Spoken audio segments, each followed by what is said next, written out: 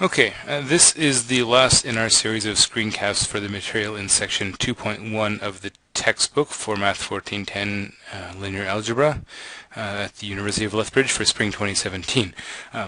So starting next week, we'll be moving on to looking at complex numbers in polar coordinates, and we'll see that that's going to let us easily compute powers and roots of complex numbers. But before we move on, we want to discuss one important result with the complex number system that it doesn't necessarily, well, we know it doesn't hold for real numbers, and it's one of the things that actually makes the complex numbers useful for a lot of applications, including in linear algebra. Now, the first thing to look at here would be the case of quadratic equations. Now, we all know from high school that when you want to solve a quadratic equation, something of this form, ax squared plus bx plus c equals 0, you can pull out the quadratic equation and use it to solve for x. So the quadratic equation says that you have two solutions in general to this quadratic equation, because of this plus or minus. You have one solution corresponding to the positive root, one solution corresponding to the negative root. So you get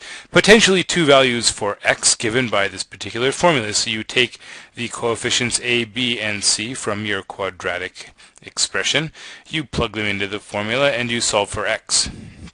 Now, there are, of course, some possibilities to consider. We look at this square root. We look at the square root of b squared minus 4ac, and there really are three possibilities that can happen here, right? We know that we could have b squared minus 4ac. That might come out to be positive. That's the case where your quadratic equation has two real solutions, two roots. That's something which graphically looks like a quadratic, a parabola which crosses the x-axis at two different points, right? That's what we expect in this situation. We could also run into the scenario where b squared minus 4ac is in fact equal to 0, and then there's only one solution in that case, right? If that root is 0, then we would just have simply x is equal to minus b over 2a, and that's the case of a parabola which just touches the x-axis but doesn't actually cross it. So we could be in that scenario. But of course there's a third possibility. The third possibility is that the number under the square root could be negative. It might be the case that b squared is in fact less than 4ac, so that b squared minus 4ac is less than 0. Then you've got a negative number under the square root. And when you see these things in high school, of course, from here you say, well, we know that we can never take the square root of a negative number, so there simply are no solutions to the quadratic equation in this case. Well, that's true if you're working over the real numbers, but if you're working over the complex numbers, then there's no reason that you have to stop here. The fact that this negative number appears under the square root, that's not a problem. We know that we can take square roots of negative numbers as long as we're working over c. And so over c we would simply say that, well,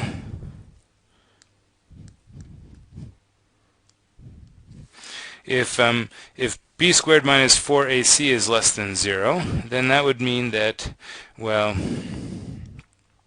I could write b squared minus 4ac as minus 1 times 4ac minus b squared, right? I could simply pull out a negative, switch the sign for both terms, and, well, if I pull a negative out, if the original thing was less than 0, switching the sign means I have something that is bigger than 0.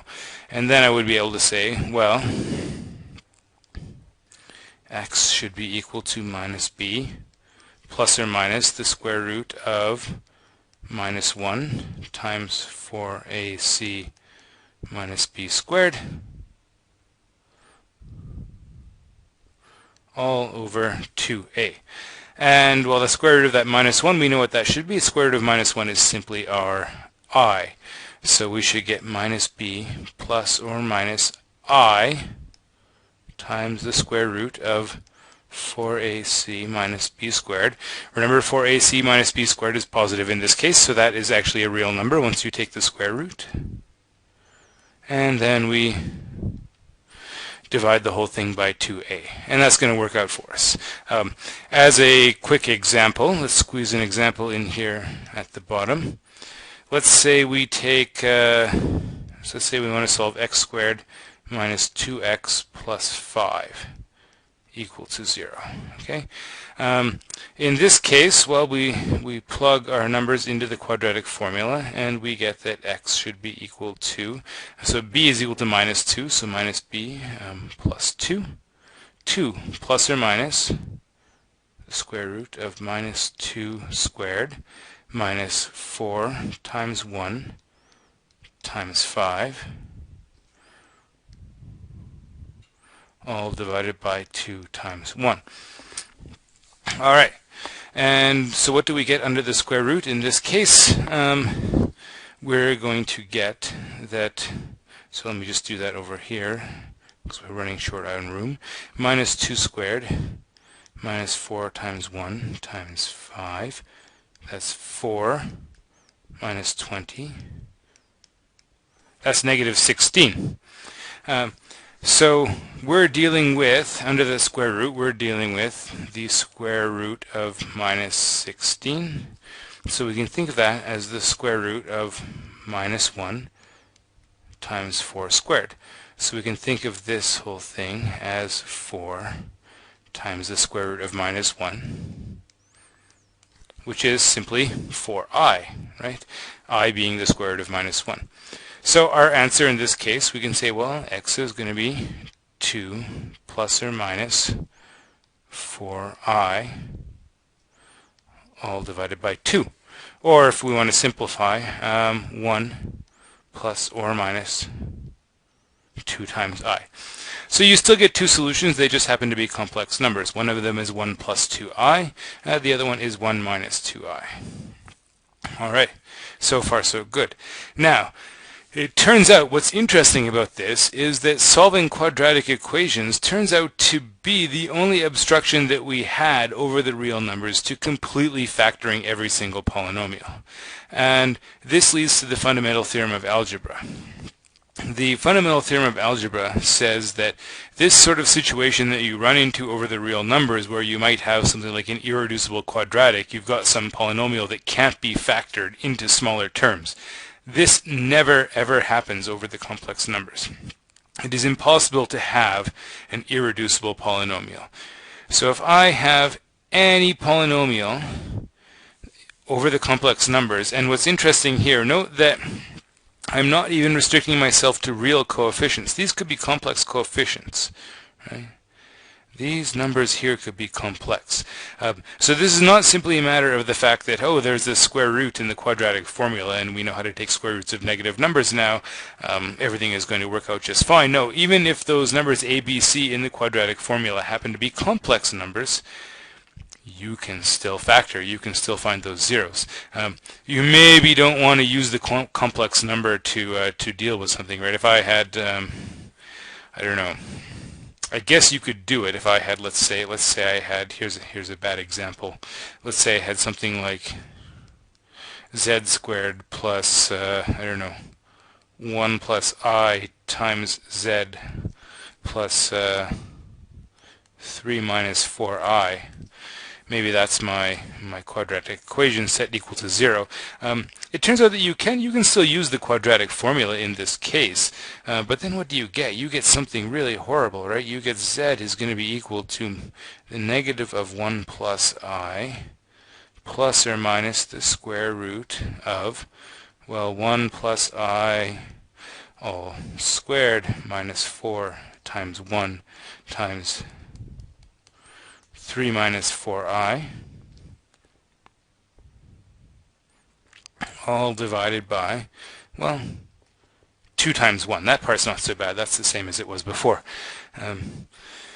Now, that expression under the square root, it looks complicated, but actually we can handle that. We know how to deal with that. We know how to square a complex number because we know how to multiply complex numbers, and we know how to subtract two complex numbers. So that's fine. We can deal with that. In fact, let's just do it quickly as a reminder. How does this work out? 1 plus I times 1 plus I. If I want to square 1 plus I, remember squaring just means multiplying by itself. Well, that's 1 times 1, 1, plus I plus I squared. And remember that I squared is equal to minus 1, so this is going to be 1 plus I minus 1. 1 plus 2I minus 1. 1 minus 1, those cancel out. I get 2 times I. So I could simplify things, and I could say, all right, that means that 1 plus I squared minus 4 times 3 minus 4I, that's simply 2I minus 12 plus 16I, that's equal to minus 12 plus 18I. No problem there. The only question is, well, how do you take the square root of a complex number? That's not something that we've talked about yet. It is possible to take the square root of any complex number. This is something that can be done. We just haven't really discussed how to do it. And starting next week, we'll see how to do it. And it turns out that the way to do it is not using these x and y coordinates. We're going to use a different coordinate system that makes things a little bit easier. Nonetheless, it can be done. You can factor something like this. You can solve for it. Where it says that p has a root, what this means here is this means that you can find some complex number, maybe z sub 0. There's at least one complex number satisfying the equation p of z0 equals 0. That's what it means to have a root. And if you remember your factor theorem, there's this correspondence between roots and factors. The fact that p of z sub 0 gives you 0 means that you can write p of z as z minus z sub 0 times some other polynomial q of z, which is of a lower degree. So you can always factor out a term, right? And you can apply this theorem recursively. So we've factored out one term, and now you've got another polynomial q of z left over. Maybe that's also just a linear term. The original thing was a degree 2, but maybe it was higher degree. And this theorem is going to apply just as well to q of z, so you can keep finding roots, and you can keep finding factors, and you can keep going until you've completely factored your polynomial. So this is really useful. We'll see later on that there are some applications in linear algebra where you want to be able to factor a polynomial. And so a lot of people that work in linear algebra like to work with linear algebra over the complex numbers because they know that over the complex numbers they are guaranteed that they can completely factor every polynomial. And that actually really simplifies a lot of the theory. You might think that things are actually more complicated working over the complex numbers, but in fact working over the complex numbers can make things quite a bit simpler in some cases. Now, there is a consequence here for the real numbers. Over the real numbers, if you're allowing for complex roots of real polynomials, it turns out that there's only one way to get complex solutions to a real polynomial, and that's exactly the way they showed up in that quadratic formula example. So the first thing to note is that so if you have a complex root of a real polynomial,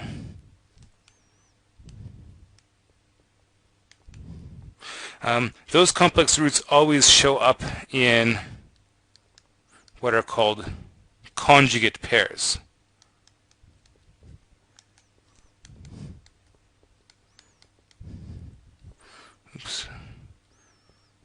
Conjugate pairs. And the way to think about this is, if you had a couple of factors in your real polynomial, if I had, say, an x minus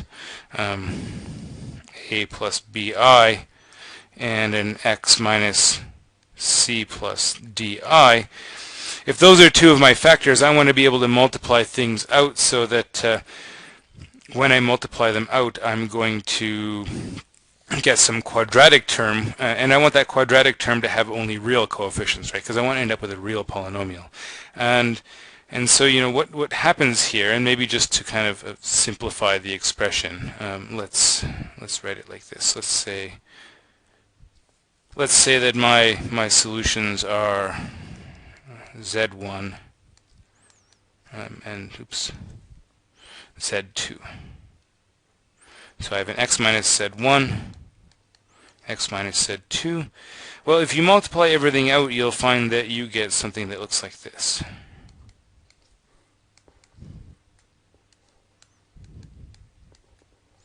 Okay, that's what you get when you multiply out these two terms. And you want these to be real, right? You don't want to end up with any complex numbers left over. You might have complex roots, but you want those complex roots you want those complex numbers to sort of cancel out and leave you with only real numbers when you completely multiply everything out. So you want this to be real, and you want this to be real. And if you play around with things, you'll discover that the only way you can get this to work is if Z2 is the complex conjugate of Z1. So if Z2 is equal to Z1 bar, right? So if Z1 is x plus I, maybe let's not use x and y. We're already using x. Let's use a and b. Let's say Z is a plus I b. Z2 is equal to a minus IB. Well, what you notice here, and this, by the way, if you think back to this historical note in the first video, this was the observation that was made by Bombelli when he was playing around with cubics, that if you take these conjugate pairs, when you add them, well, the imaginary parts come with opposite signs, so they cancel out, and you get 2 times a. And when you multiply them, you get this difference of squares cancellation that we noticed when we talked about division. We get simply a squared plus b squared, which once again is a real number. So both of those terms come out to be real, even though the two roots that you had were complex. And so if you combine this sort of observation with the fundamental theorem of algebra, it turns out that when you're trying to factor something over the real numbers, maybe you get lucky and it completely factors and all the terms are linear, so they look like, say, ax plus b, and then you can, if you have something like that equal to 0, you can easily solve for x. And if you can't completely factor your polynomial, the worst case scenario is that these sort of pieces of your polynomial, the factors that you're left with, the largest that the individual or the indivisible factors are going to be, the largest that they're going to be is quadratic. If you have a polynomial which is degree 3 or higher, you are always able to factor it into smaller terms, even if you're working over the real numbers. Sometimes it's not so obvious how to do that factorization, but it certainly is possible in every case. That's what you get from this fundamental theorem of algebra working over the complex numbers. It actually turns around and gives you back some result about the real numbers. And what's interesting is that if you tried to prove this theorem without taking a sort of a foray into the complex numbers, you would have a very difficult task on your hands.